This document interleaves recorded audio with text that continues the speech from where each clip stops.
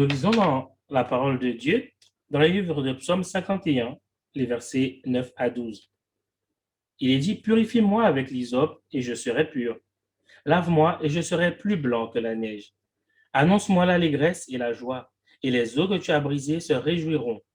Détourne ton regard de mes péchés, efface toutes mes iniquités. Ô Dieu, crée en moi un cœur pur, renouvelle en moi un esprit bien disposé. Amen.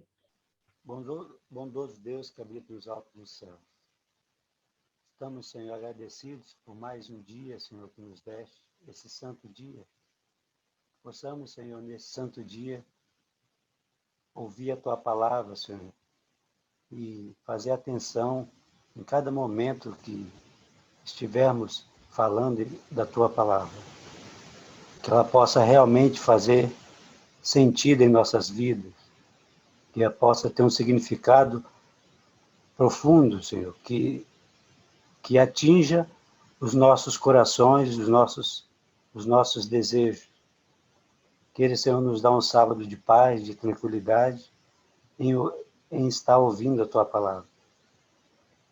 Fique com o Teu povo, Senhor. Ajude a cada um nas suas necessidades. Abençoe, Senhor, a cada um. E não nos desampare, porque somos fracos, somos pecadores, assim como ouviremos hoje, dentro da Tua palavra, quanto é duro, Senhor, pecar contra Ti. Nos dê, Senhor, a Tua graça, fique conosco, nos conduza nessas pequenas horas, sem mérito, Senhor, nenhum, te pedimos essas bênçãos, no nome do Teu Filho amado Jesus. Amém. Nous allons dans un instant passer à l'étude de notre leçon, mais juste avant, je nous invite à prêter une oreille attentive à un chant spécial qui est intitulé Without the Cross, qui nous dit que sans la croix de Jésus, sans son sang qui a coulé sur le bois, je serais perdu.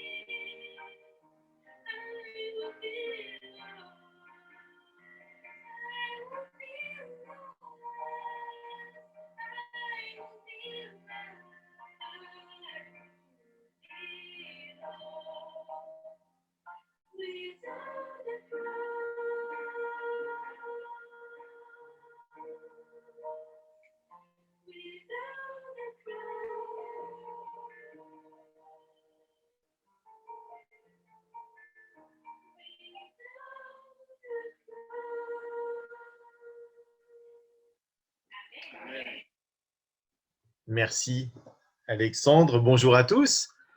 C'était pas prévu que je présente à nouveau une leçon d'école du sabbat, mais alors, je suis vraiment très, très heureux. Je suis ravi parce que cette leçon, je la trouve géniale. Elle est vraiment géniale. Elle est tout aussi géniale que l'histoire est sordide. Hein, l'histoire est terrible, nous allons le voir. Bon, j'espère que vous avez pu prendre un petit peu le temps pour l'étudier cette semaine.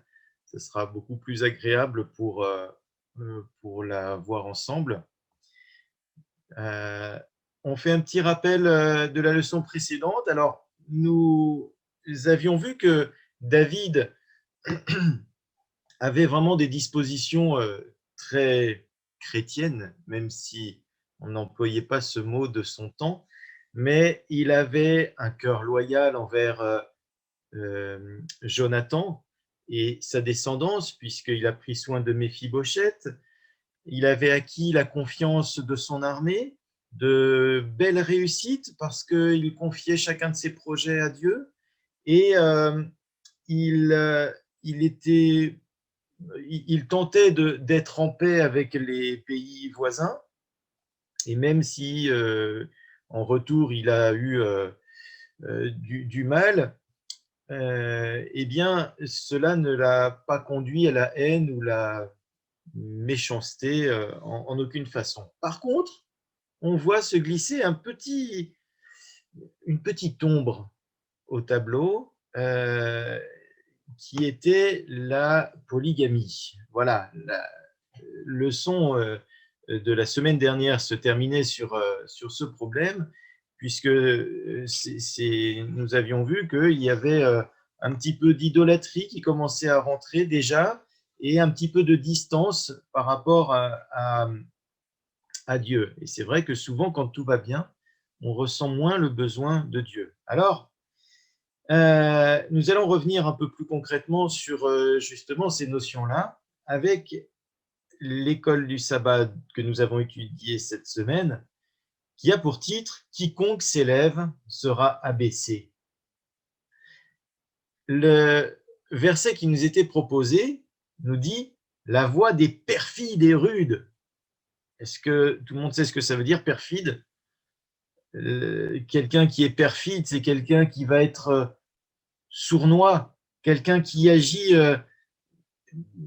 qui traîtreusement, sous des apparences nobles, va en fait faire du mal, manquer à sa parole, chercher à nuire. Voilà ce qu'est la perfidie.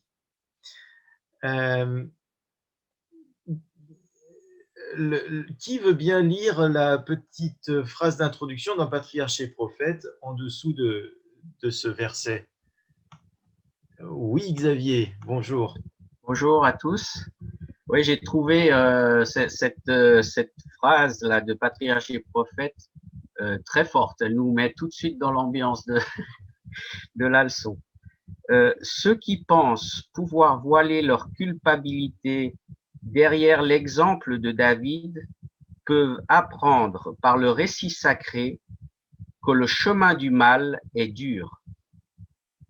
Merci. Alors, justement, cette leçon va nous aider à mieux comprendre cette phrase, puisque là, avec le verset et cette phrase d'un Patriarche et Prophète, on a l'impression qu'on lit l'inverse de ce que nous ressentons. Combien de fois nous ressentons que, au contraire, ce qui se passe dans le monde, c'est facile, c'est agréable, c'est suivre Dieu qui est difficile, alors que les gens du monde, ils font ce qu'ils veulent, ils sont tranquilles. Voilà. Oh là là, ils jouissent de tant de plaisir, pourquoi ne pas faire pareil? Eh bien, c'est précisément ce qui a agité pas mal de personnes au travers les siècles. Cette question a agité déjà des philosophes de l'Antiquité grecque. Asaph, dans le psaume 73, lisez ce psaume, il est absolument édifiant. Le psaume qui parle du bonheur des méchants, n'est-ce pas? Et Ésaïe également a parlé là-dessus. Et nous allons voir qu'en fin de compte, les apparences sont trompeuses. Parce que là, regardez, David, au moment où on est en train de parler, là, au moment où, dans l'histoire, dans la période de David que nous étudions, là, il est bien, David. Il a besoin de rien. Il est à la tête d'un pays. Ça fonctionne très bien. Il a la confiance du peuple. Il s'est même offert le luxe d'avoir 2 femmes. Formidable. Il a de l'argent. Il est heureux. Qu'est-ce qui lui manque? D'après vous, est-ce qu'il lui manquait quelque chose? C'est libre, hein, vous avez le droit de parler. Non, il ne lui manquait rien. Et pourtant, que va-t-il faire? C'est la première question du dimanche. De quelle manière, en fin de compte, David va s'égarer? Il va surtout baisser sa garde. Hein. Oui. Concrètement, le passage nous disait qu'il avait perdu, en fait, comment il dit ça encore, tout cela avait contribué, donc le luxe et tout ça, à atténuer chez David la notion du caractère odieux du péché. Et concrètement, par rapport à ce qu'il a fait concernant Bathsheba, je pense qu'à ce moment-là, il n'était pas sur sa garde, en fait. Et il s'est laissé embobiner dans une histoire qu'il a maîtrisée complètement. Qu'est-ce qu'il a fait avec Bathsheba? Je n'ai pas voulu rappeler les faits, mais pour résumer, il a envoyé ses armées à la guerre. Ok, jusque-là, tout à fait normal. Bon, je peux pas dire qu'il s'ennuyait, mais ce soir-là, il s'est levé et puis en se promenant, il voyait une femme. Il a été vers cette femme, hein, tout simplement. Et puis, on sait ce qu'il a suivi, puisqu'il a fait tuer le mari de cette femme, sachant qu'elle était déjà mariée. Ne va pas trop vite. Ouais, quand j'en dis pas assez, tu me dis qu'il faut que j'en dise plus. Non, mais en fait, merci. C'est vrai que je posais vraiment la question, que manquait-il à David? Parce qu'en fait, il ne manquait rien du tout, mais pourtant, ça n'a pas empêché d'avoir envie de plus. Alors qu'il n'était pas dans le besoin. Parce que avoir envie de plus, quand il nous manque des choses primaires, s'il nous manque à manger et qu'on va prendre quelque chose à manger qui ne nous appartient pas pour satisfaire un besoin élémentaire, si on ne mange pas, on meurt. Je suis désolé, moi je trouve que c'est pas grave. Par contre, si on est dans l'opulence et qu'on va quand même prendre quelque chose qui ne nous appartient pas, c'est pas du tout la même chose. J'espère que vous voyez quand même la différence.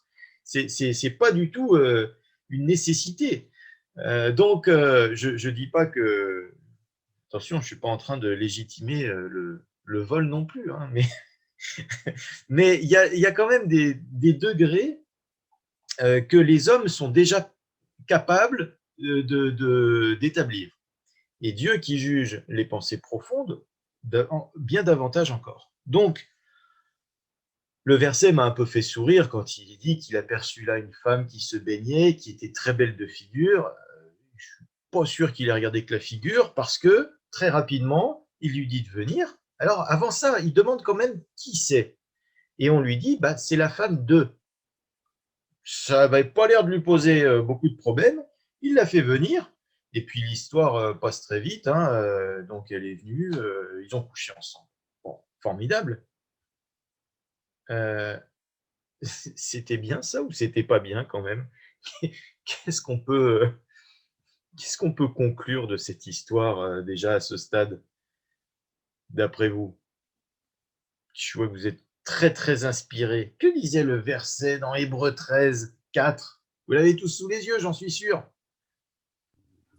Oui, dans Hébreux, c'est vraiment un texte que j'ai beaucoup aimé, d'ailleurs, qui avait été donné à ma fille parce qu'elle a un petit copain, et puis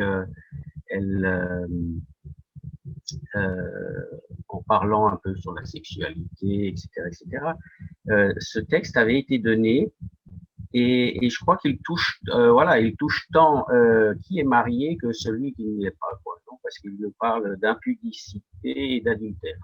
Donc, fornication, adultère, les relations avant le mariage ou après. Et là, ben, David, il n'a pas trop suivi bon, il ne connaissait pas encore ce texte d'Hébreu, mais il connaissait très bien le principe, quoi. Il avait les commandements, il les connaissait, quoi. Les commandements de Dieu. Merci.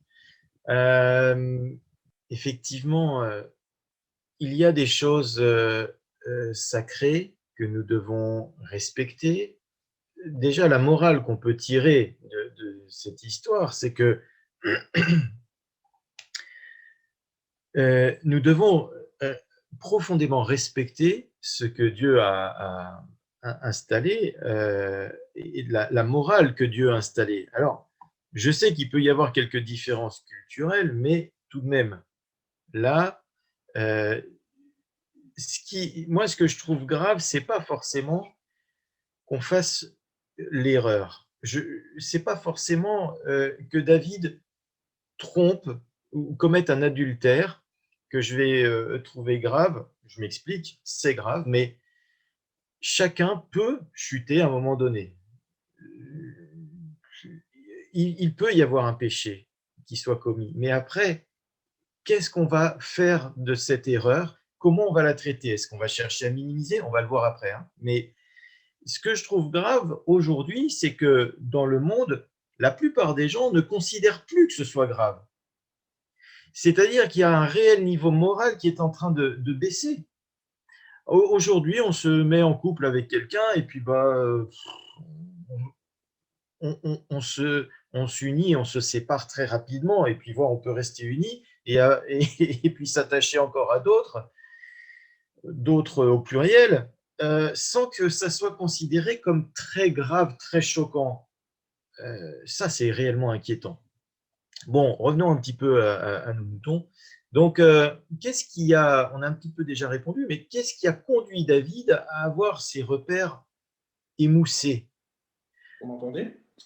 Oui, qui Ouais. essaye de parler? C'est Stu. Ah, on t'entend. Ouais, alors on n'en a pas encore beaucoup parlé, mais en tout cas dans le texte de l'Esprit de prophétie, il est vraiment écrit « Ce fut l'esprit de suffisance et la bonne opinion de soi-même qui prépara la chute de David ». Et la phrase qui est juste après m'a beaucoup interpellé parce qu'en fait, il est écrit « La flatterie, les subtiles séductions du pouvoir et du luxe ne furent point sans effet sur lui. » Ça veut dire une chose. Ça veut dire que ces choses auraient pu être sans effet. D'accord? Ces choses auraient pu ne faire aucun effet sur lui si il n'avait pas eu cet esprit de suffisance. C'est-à-dire, en restant connecté à Dieu, c'est ce qu'un petit peu a ébauché Yves, en restant connecté à Dieu, il aurait pu recevoir tout un tas de flatteries, tout un tas de... Il était riche, mais cela n'aurait pas du tout influencé sa manière de voir la loi de Dieu. Et on voit juste après que, il s'est dit, écoute, je suis roi, je peux faire ce que je veux. Mais en fait, non. Non. Est-ce que tu penses que si David était resté berger, à garder les moutons, il aurait agi de la même façon? Je ne pense pas qu'il aurait agi de la même façon, mais en même temps, je vais te dire une chose, il aurait très bien pu agir différemment tout en étant roi. Tout à fait. En fait, ce n'est pas la position. Je me souviens d'avoir discuté avec quelqu'un qui est extrêmement riche aujourd'hui et il me disait, en fait, ce n'est pas la richesse qui fait de toi quelqu'un de mauvais ou de bien. Si à la base, tu es bon, le fait d'avoir beaucoup d'argent ne va pas te faire devenir mauvais. Au contraire, tu vas continuer à donner encore plus parce que tu as cette habitude d'être bon avec les gens, de respecter les gens et de les aimer. Par contre, si tu es quelqu'un qui en toi, tu as des mauvais sentiments, alors effectivement, l'argent risque de décupler ces sentiments qui étaient plus ou moins enfouis. Maintenant, c'est pour ça que je dis, ce qui est dommage, c'est qu'en fait, il a eu cet esprit de suffisance à ce moment, et c'était un esprit de suffisance qu'il n'avait pas avant. Avant, il dépendait clairement de Dieu pour tout, même si on a vu dans son histoire qu'effectivement, des fois, il a mis sa confiance dans l'être humain, etc. Mais on voit, quand il était berger, comme tu as dit, il avançait par la foi et par la confiance implicite en Dieu. Et c'était tout. Et malheureusement, si effectivement, il avait continué d'être dans ce même esprit, eh ben, il aurait eu la même attitude que Joseph.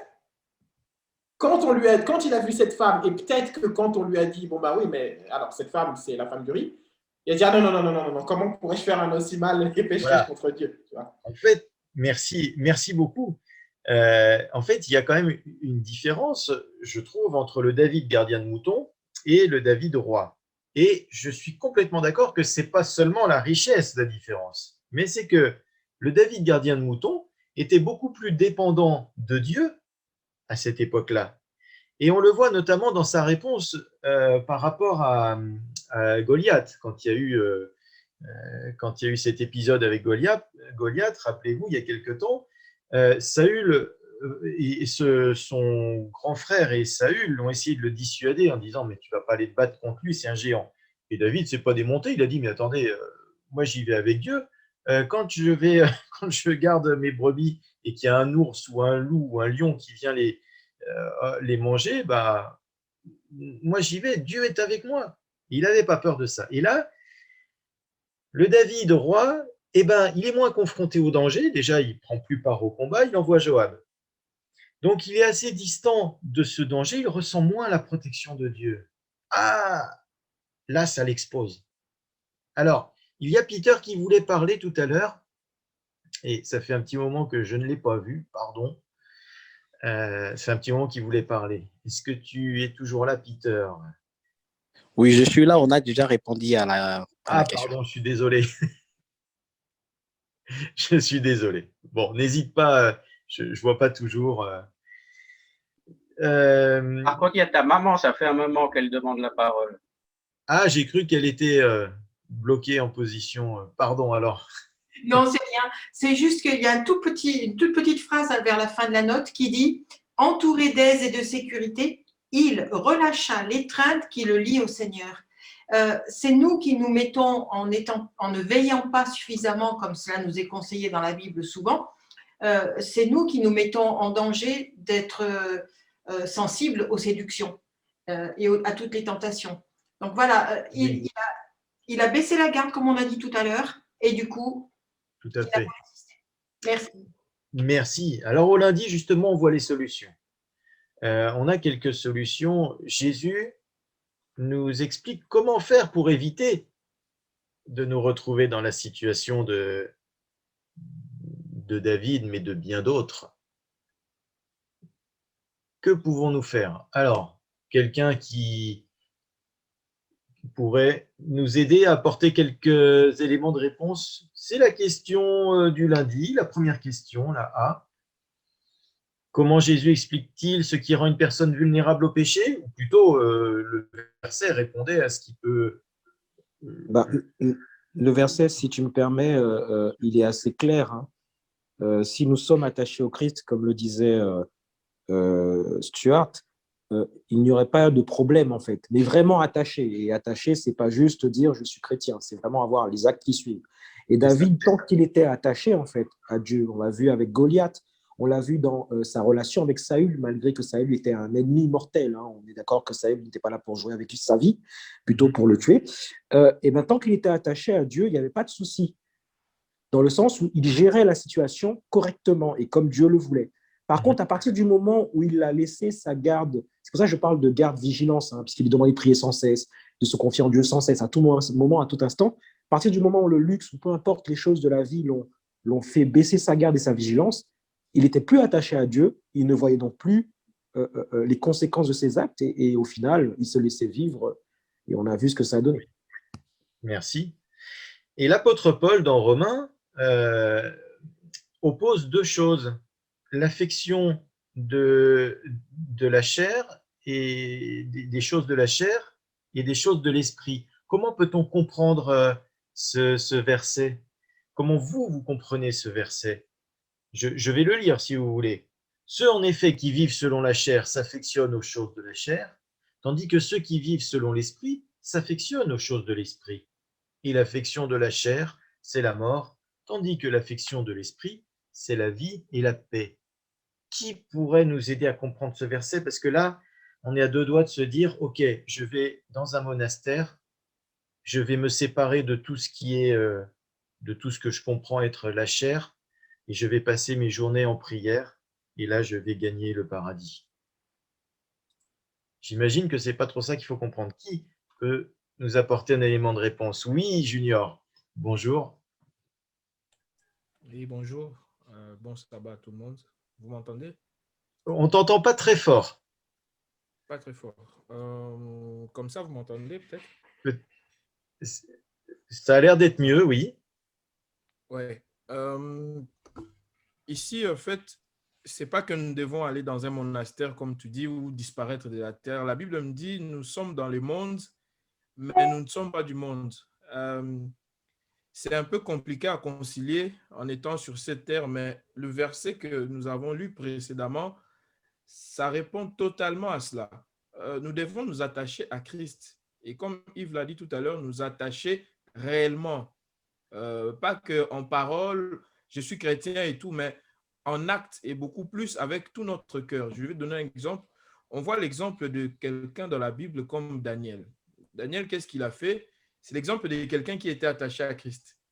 Chaque moment, tout ce qu'il faisait, il devait se référer à Dieu. Même pour prendre des décisions, même pour tout ce qu'il faisait. Et il avait une vie de prière constante. La Bible me dit qu'il priait chaque jour 3 fois. Il prenait le temps d'être en communion avec Dieu. Et on voyait, on voit le résultat de ce qu'il a fait dans toute sa vie. Daniel, il est resté vraiment, c'est ça la définition même d'être resté attaché au sceptre. Et il affectionnait les choses de Dieu. C'était ça sa vie. Et Dieu l'a aidé à pouvoir rester dans cette lignée-là. Et par contre, ici, David, par rapport à la leçon, pour revenir, à un moment, il a baissé sa garde. Tout au départ, on l'a bien expliqué, il était vraiment attaché à Dieu, il priait, il passait son temps à méditer quand il faisait sa garde des moutons. Il méditait, il priait, et Dieu était avec lui à ce moment-là. Oui. Et dès lors qu'il s'est relâché, qu'il a eu le goût du luxe, il contemplait ses victoires, il commençait à se suffire à lui-même pour dire, mais j'ai accompli ça, j'ai tué Goliath, j'ai mené des guerres que j'ai gagnées, j'ai fait ceci. Et on dit que c'est à ce moment-là qu'il a baissé sa garde. Et l'ennemi, comme la Bible me dit dans 2 Pierre, ou 1 Pierre, je ne veux pas me tromper, il dit que l'ennemi, il est là comme un lion, il rôde. Ça, on doit avoir ça à l'esprit, qu'il rôde, il ne laisse pas le temps passer. Il est en train de tournoyer pour chercher. À la moindre erreur, il attaque. Et quand il attaque, c'est fatal. Donc, nous devons vraiment faire attention à la façon dont, si nous disons que nous sommes chrétiens, que nous sommes attachés à Dieu, restons à ces principes-là et Dieu va nous aider à pouvoir aller de l'avant. Donc, quand nous cherchons à nous affectionner des choses d'en haut, comme le verset nous dit, pour revenir à ce que tu disais, Dieu va nous aider en voyant cette volonté-là, parce que nous-mêmes, personnellement, on ne peut pas le faire. On essaye de le faire, on donne cette volonté-là. La Bible dit, fais un pas, je t'en ferai faire 10. Et quand on fait ces pas-là, Dieu nous aide à pouvoir aller de l'avant. Je ne vais pas monopoliser la parole. Mais, merci beaucoup, Junior. Jean-Paul voulait aussi ajouter quelque chose sur cette question. Oui, on dit que… Bonjour à tous. Oui, bonjour, pardon. David avait lâché la main de Dieu. Ça se voit dans 2 Samuel 11 au verset 1. Il est dit que l'année suivante, au temps où les rois se mettaient en campagne, David envoya Joab et puis David resta à Jérusalem. Habituellement, si vous lisez les récits précédents, quand David doit, est-ce que je dois aller combattre Amon? Est-ce que je dois faire ceci? Est-ce que je dois faire cela? Il demanderait conseil à Dieu. Et là, il n'a pas demandé conseil à Dieu. Était-il fatigué? Apparemment non, parce que la suite montre qu'il n'était pas fatigué. Donc, il n'avait pas de raison de ne pas y aller. Et s'il avait demandé à Dieu effectivement ce qu'il fallait faire, peut-être ça ne serait pas arrivé. Et souvent, quand on dit, même si les projets que l'on a nous paraissent évidents, on devrait toujours soumettre nos projets à Dieu. Ça, c'est très important. Exact. Merci beaucoup. Et effectivement, comme nous l'avons dit et répété, c'est parce que David a commencé à se sentir suffisamment fort qu'il ressentait moins le besoin d'assistance de Dieu. Alors, Faut-il vivre dans la souffrance pour être près de Dieu? Je ne m'étendrai pas sur cette question parce que ça pourrait faire l'objet d'une étude à part entière. Mais on va regarder maintenant comment David a fait pour s'en sortir de cette histoire. Parce que là, David est conscient de son erreur. Il sait que c'est pas bien ce qu'il a fait. Et alors, deuxième problème, il n'avait peut-être pas pensé à ça dès le départ, mais elle se retrouve enceinte, Bathsheba. Ah bah mince, ah ouais, là ça devient compliqué. Alors comment il va faire, David? Eh ben, je vais passer un petit peu vite sur l'histoire pour qu'on se focalise sur l'idée qui est derrière l'histoire. Donc en fait, il va faire surveiller Uri pour savoir s'il est allé chez lui, pour essayer de cacher sa faute et de faire croire à Uri, qui était le mari de Bathsheba, que c'était son fils à lui, son enfant à lui. Et Uri n'est pas très coopératif parce que il ne va pas dormir chez lui. Bon, et David essaye de le pousser à rentrer chez lui, mais ça ne marche pas. Et du coup, là, on voit un homme désespéré qui cherche par ses propres moyens à améliorer une situation qu'il a dégradée lui-même.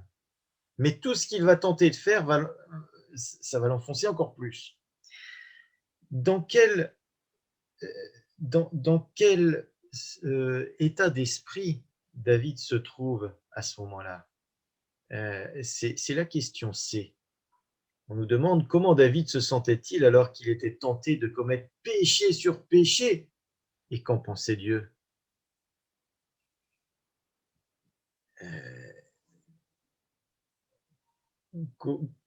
Vous avez... Je peux dire quelque chose? Oui, bien sûr. Je pense que Dieu l'a laissé faire jusqu'au bout, en fait. Mm-hmm.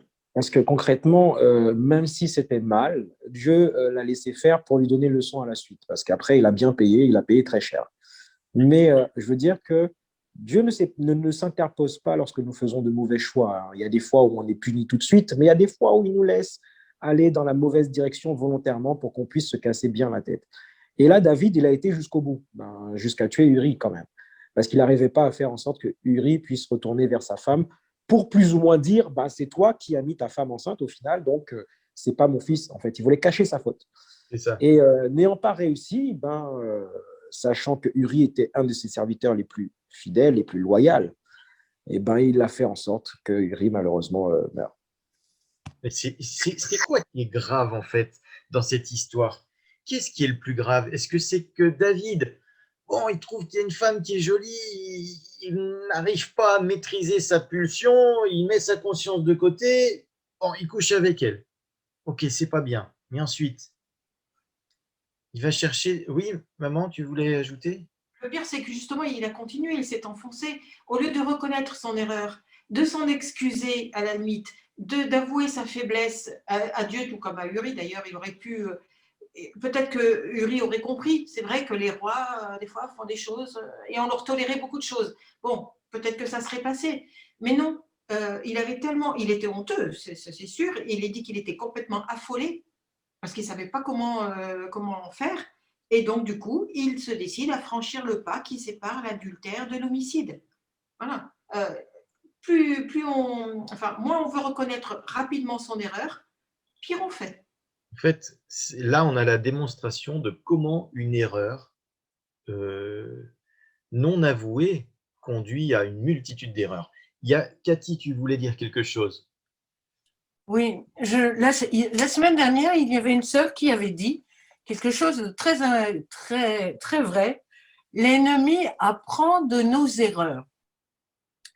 Et là, nous voyons que l'ennemi ne reste pas endormi, mais il agit pour endormir l'état moral de David et le faire sombrer encore plus bas, comme disait notre sœur, d'adultère, il est devenu homicide, meurtrier.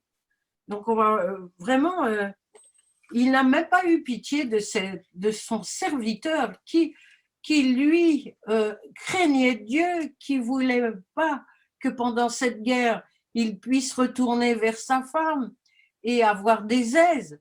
Enfin, vraiment, il est mis dans une situation où il ne peut pas s'en sortir, inextricable. Sinon que de se retourner et de demander du secours à Dieu, ce qu'il ne fait pas. Non, il ne le fait pas. Merci. Il ne le fait pas. Parce que là, il se sent. On va devoir avancer. On en est qu'au lundi. Il nous reste un quart d'heure. Je suis désolé pour finir. J'ai pris beaucoup trop de temps, mais c'est vrai que cette leçon aurait dû limite être coupée en deux tellement elle est dense. Mais on voit que David donc enchaîne erreur sur erreur. Il n'arrive pas à maîtriser son envie, sa convoitise. Hein. Il commet l'adultère. Ensuite, il va essayer de mentir, en tout cas pour cacher son erreur. Et puis finalement, ça ne fonctionne pas. Donc, il va nourrir sans doute parce qu'il a peur des conséquences, parce qu'il est lâche à ce moment-là, David. Il est extrêmement lâche. Et du coup, il va faire tuer, il va commanditer le meurtre de Uri, ça s'appelle comme ça. Et là, une fois qu'Uri est mort, il va demander pardon. C'est vrai ou c'est pas vrai? Non, c'est pas vrai. Qu'est-ce qu'on lit? Donc, au mardi, intervient une autre personne qui s'appelle Nathan et qui est prophète. Parce que là, on a l'impression que tout rentre dans l'ordre. Bon, Uri est mort. Hein. Alors, bon prince, bon roi que David est, il va recueillir la veuve sous son toit. Vous vous rendez compte, la pauvre, elle a besoin de consolation. Et là, est-ce que Dieu peut approuver ça? Certainement pas. Et donc, Nathan, le prophète, est envoyé vers David. Que va-t-il lui dire? Alors, j'ai entendu pas mal de monde. J'aimerais que cette histoire ne soit rapidement narrée par quelqu'un que je n'ai pas encore entendu. Peut-être Peter. Qui est-ce qui est connecté? Je vois Rebecca, je vois Geneviève, la famille Tassin. Je vous écoute, n'ayez pas peur. Célène aussi qui est là. Joyce, Stuart, je l'ai déjà entendu. Amanda, vous avez le droit de parler, n'ayez pas peur. Alexandre aussi, tu peux. Que va dire Nathan à David? Oui, vous m'entendez? Oui, bonjour. Très bien, bonjour. Bonjour. On voit que Dieu va intervenir dans cette question finalement, après toutes ces erreurs. Et Dieu va l'envoyer ce prophète qui va lui justement lui raconter cette histoire. Il raconter ça comme si c'était quelqu'un d'autre, de tout ce qu'il avait fait jusqu'à la mort de son mari justement. Et lui, le roi, il reste, il voit que c'est quelque chose qui a été fait sans aucune goutte de miséricorde.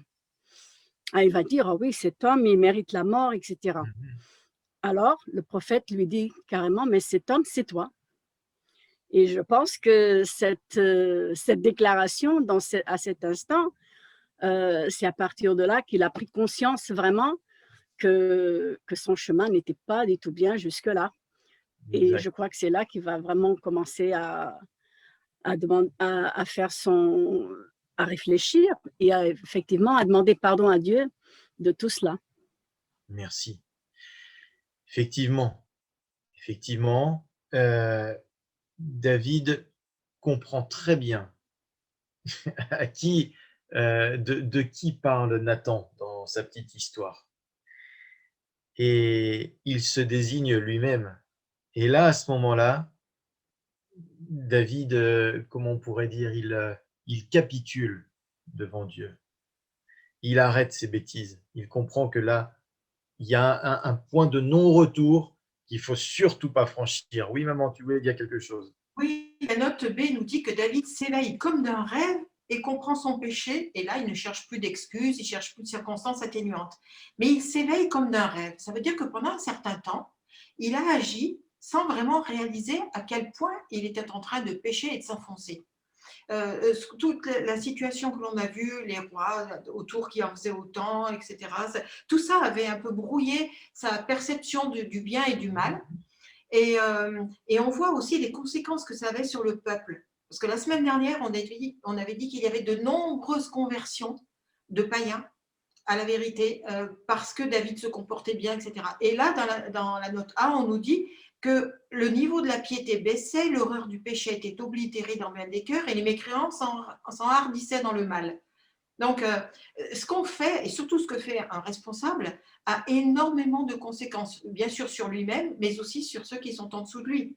La situation s'était complètement inversée là. Alors, heureusement, oui. grâce à Nathan, David s'est réveillé et a changé d'attitude. Cathy, vous voulez ajouter quelque chose aussi sur cette question? Oui. Oui, là, Nathan aussi révèle quelque chose qui était vrai.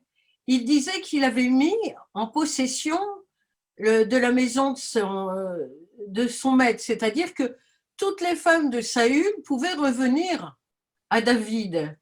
Et j'ai placé dans ton sein les femmes de ton maître. Donc, s'il avait voulu encore, il aurait pu avoir ces femmes-là.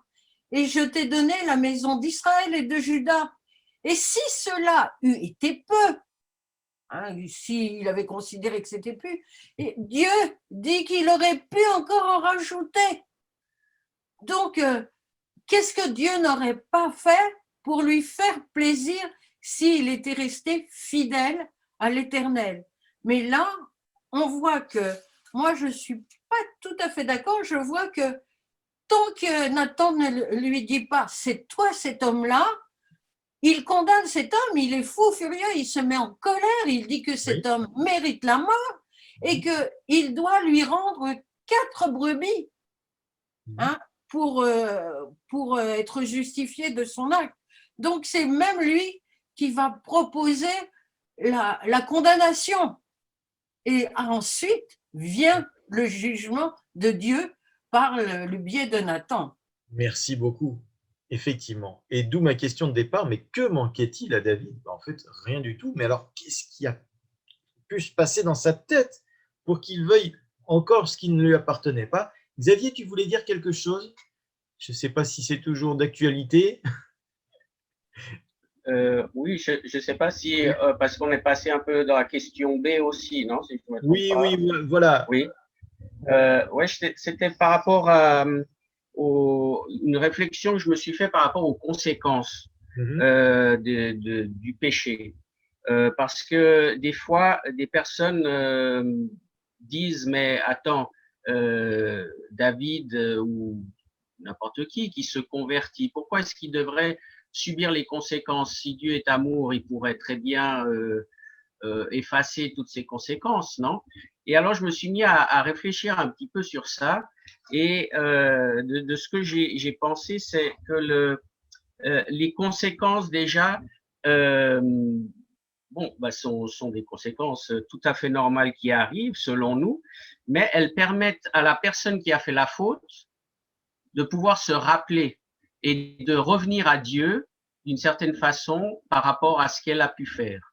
Et par rapport à l'entourage, ça peut être aussi quelque chose qui marque, qui permet de voir là où il ne faut pas aller, ce qu'il faut faire ou ne pas faire. Et ensuite, je me suis dit, si Dieu répondait de cette façon, on serait un peu des enfants gâtés.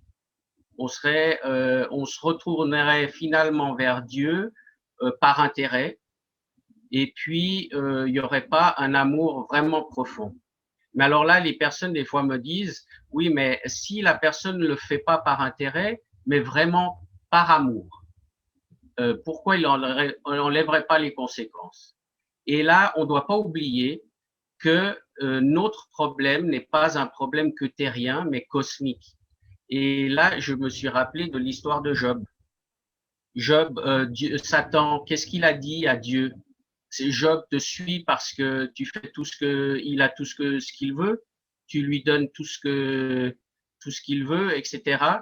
Et peut-être que les conséquences sont aussi là parce qu'il y a tout cet enjeu là qui est aussi cosmique, qui nous dépasse. Merci. Effectivement, bon, je crois qu'il faut une certaine modestie. On ne peut pas forcément comprendre tous les jugements de Dieu. Par exemple, moi, il y a une question à laquelle je n'ai pas de réponse. Pourquoi c'est David qui a commis une erreur?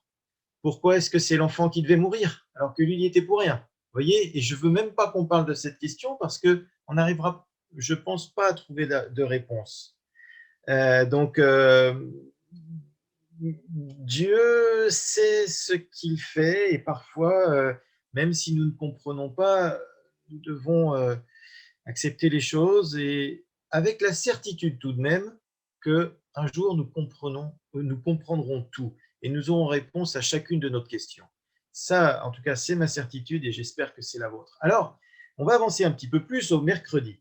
On voit que David se repent, il comprend pleinement son erreur et il va réellement et très sincèrement se repentir. Mais qu'est-ce qui nous le prouve, ça? Qu'est-ce qui nous permet de comprendre à quel point David regrette et comprend la mesure de sa faute? Jean-Paul, tu voulais répondre à cette question? Oui, je veux bien. Juste un petit mot avant pour dire qu'il est dit dans le psaume 32, « Tant que je me suis tu, mes os se consumaient. Je gémissais toute la journée. » Ce qui veut dire que ça ne veut pas dire qu'il était conscient de sa faute. C'est Nathan qui va lui révéler. Mais avant que Nathan arrive, il n'était pas tranquille. Et il cherchait un moyen de se sortir de ce pétrin. Mais il n'était pas conscient de sa faute. Et c'est là que Nathan va lui donner. Mais il n'était pas heureux. La voix du perfide. Et pour revenir donc à ta question, qu'est-ce qui montre qu'il s'est vraiment repenti? Deux choses, je pense. Un, il a confessé sa faute. Il reconnaît sa faute, sans excuse. Et deux, il accepte les conséquences. Et ça, je pense que c'est très important. Exact. Merci. Junior, oui, je vois ton... Dis-moi. Dis-nous, pardon. Oui, il y a aussi autre chose, c'est qu'on dit dans les commentaires, implorant le pardon de Dieu, il ne cacha pas son repentir aux grands et même aux serviteurs de son royaume. Il composa à ce sujet un psaume destiné à être chanté par les générations futures afin que d'autres apprennent la triste histoire de sa vie. Je pense que nous, quand on fait des péchés aujourd'hui, on ne peut pas écrire ça pour que nos enfants lisent ça. On va cacher ça le mieux possible pour qu'on ne se souvienne même pas de ce qu'on a fait. Ça, c'est un signe de vrai repentir parce que, comme Jean-Paul l'a dit, il n'a pas cherché d'excuses pour dire que voilà, je suis le roi et que ceci, cela. Non, on dit il implora son pardon devant Dieu, devant même les grands et les petits de son. Donc, tout le monde était au courant de ce que David avait fait. Vous voyez un peu le contraste. Il cherchait à cacher parce qu'il n'était pas du tout conscient. Mais quand on le fait comprendre la gravité de son péché, son vrai repentir s'est fait voir. Il ne cache plus son péché. Il expose même.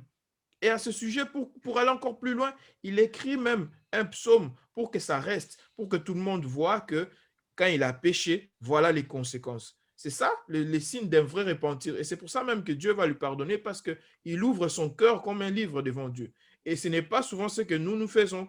Quand nous avons péché, ben on essaie de cacher nos péchés, on essaie de bien arranger l'histoire pour que ça se passe bien. Non, un péché, ça reste un péché. Absolument. Et le seul moyen de pouvoir être pardonné, c'est de confesser réellement et de se repentir aussi réellement. Merci beaucoup. Alors, oui, je vais te donner la parole, Cathy.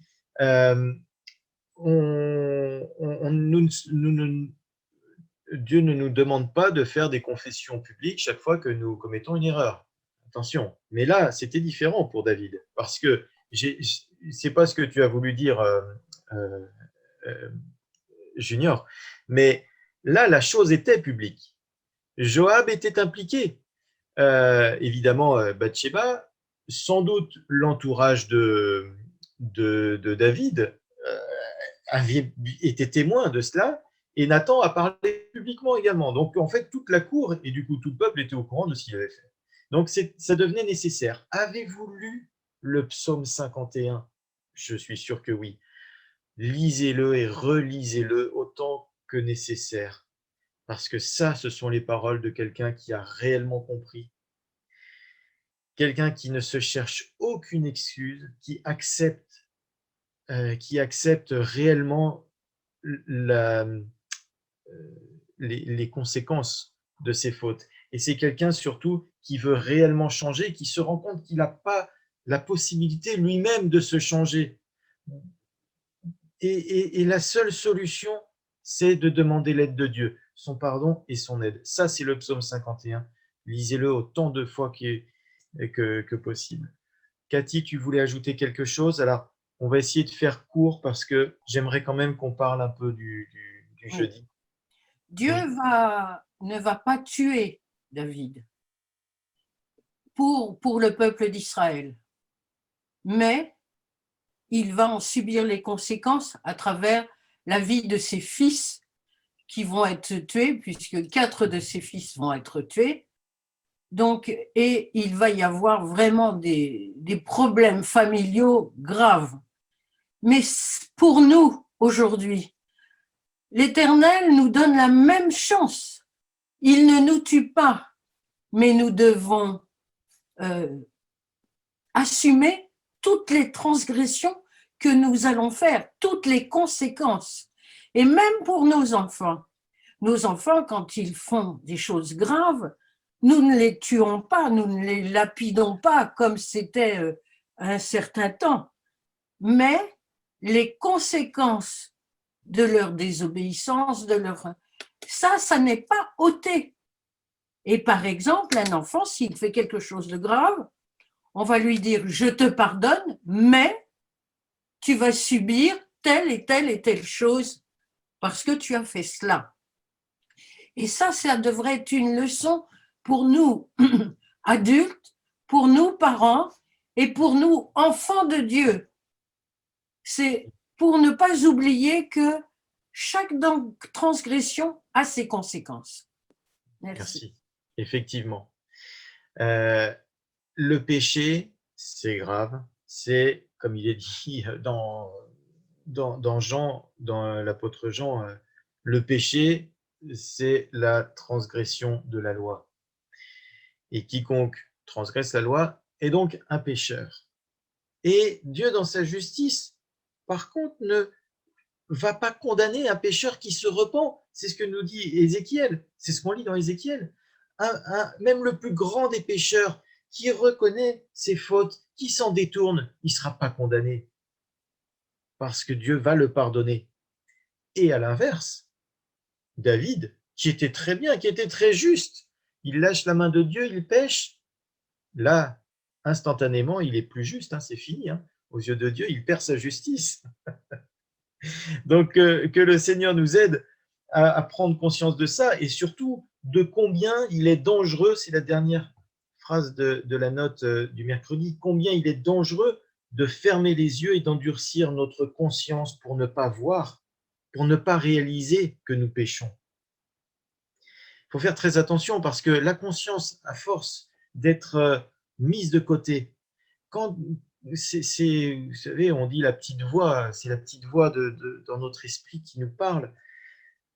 Si on la fait taire, cette voix, et qu'on persiste dans une direction alors que nous savons, que nous entendons que c'est mal, cette voix, on finit par ne plus l'entendre. Et ça, il n'y a rien de pire, il n'y a rien de plus grave, parce que si notre conscience ne nous parle plus, c'est que le Saint-Esprit ne travaille plus en nous. Et si l'Esprit de Dieu n'est plus en nous, c'est fini, il n'y a plus de solution, plus du tout. Alors, vraiment, rappelons-nous de ça, c'est très très important. Et n'allons pas trop loin. David était à 2 doigts de faire comme Saül, en fait, tout simplement. Il aurait pu suivre exactement le même chemin. Mais ça s'est joué à pas grand-chose, mais là, devant le prophète Nathan, il dit oui, vraiment, j'ai compris, j'arrête, je ne vais pas plus loin. A-t-il été pardonné? Dieu a-t-il accepté sa repentance? Dieu accepte-t-il la repentance d'un pécheur? C'est le thème du jeudi. Qui peut répondre à cette question? À quoi est-ce que l'on voit que Dieu va accepter la repentance si elle est sincère? Cathy, oui. Bien, on nous répond que si justement on a un esprit brisé, un cœur contrit, eh bien, si on a abdiqué devant l'Éternel, eh bien, on reçoit la paix de Dieu qui nous restitue, Exactement. qui restitue l'homme. Exactement. Merci. Ça, c'est l'expérience de David. Et c'est pour ça que David a écrit ce psaume 51. Je vous le dis, lisez-le attentivement. Parce que cette expérience-là sert de témoignage et d'encouragement. Nous avons aujourd'hui la promesse que si nous nous approchons de Dieu, malgré nos erreurs, il va nous pardonner réellement. Ça, c'est une promesse. Je lis aussi dans Ésaïe que le méchant abandonne sa voie et l'homme d'iniquité ses pensées, qu'il retourne à l'Éternel qui aura pitié de lui, à notre Dieu qui quoi? Qui ne se lasse pas de pardonner. Merci Cathy. Et nous devons nous emparer de ces promesses-là. Elles sont vitales pour nous et elles sont tout aussi réelles que Dieu est vivant. Qui veut bien lire le verset dans 1 Jean 1, 9? Quelqu'un que je n'ai pas encore entendu? Oui, Alexandre, merci.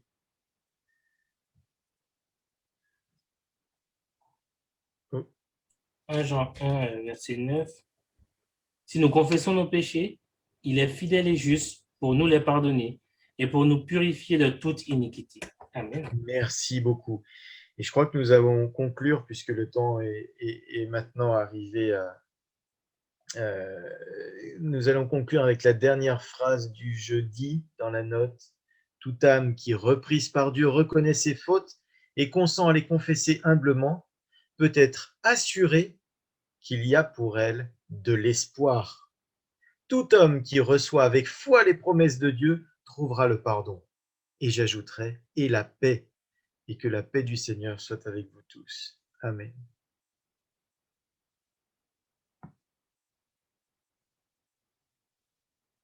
Je laisse la parole à ceux qui ont en charge la suite du programme.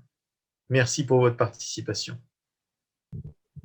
Seigneur, merci beaucoup pour ce moment de partage. Merci pour nous permettre d'avoir ta parole qui nous permet par ces exemples de pouvoir nous orienter, de pouvoir avoir des exemples pour qui malheureusement ont eu des fâcheuses conséquences pour les personnes, comme pour David, pour son entourage. Et Seigneur, que nous puissions l'appliquer dans nos vies afin de te rester fidèle, de continuer à te faire confiance, de te demander conseil et de ne pas te lâcher la main. Seigneur, merci parce que tu es un Dieu patient, un Dieu compatissant, un Dieu d'amour, un Dieu qui veut notre bien. Mais en même temps, tu es le péché et tu veux nous en éloigner. Et Seigneur, si nous tombons et que des conséquences sont là, surtout que nous ne perdions pas courage, mais que nous puissions être conscients que tu es là pour nous aider à continuer, malgré les conséquences, à pouvoir aller de l'avant et nous aider à ne pas rechuter. Soit avec chacun d'entre nous ici présents, Seigneur. Soit notamment avec Célène qui nous a dit dans le chat qu'elle est malade et que tu puisses lui redonner la santé. Et soit avec Elisabeth, soit avec tous les malades dont je ne connais pas leur nom et je ne le sais pas, ils sont malades, soit avec eux. Au nom de Jésus. Amen.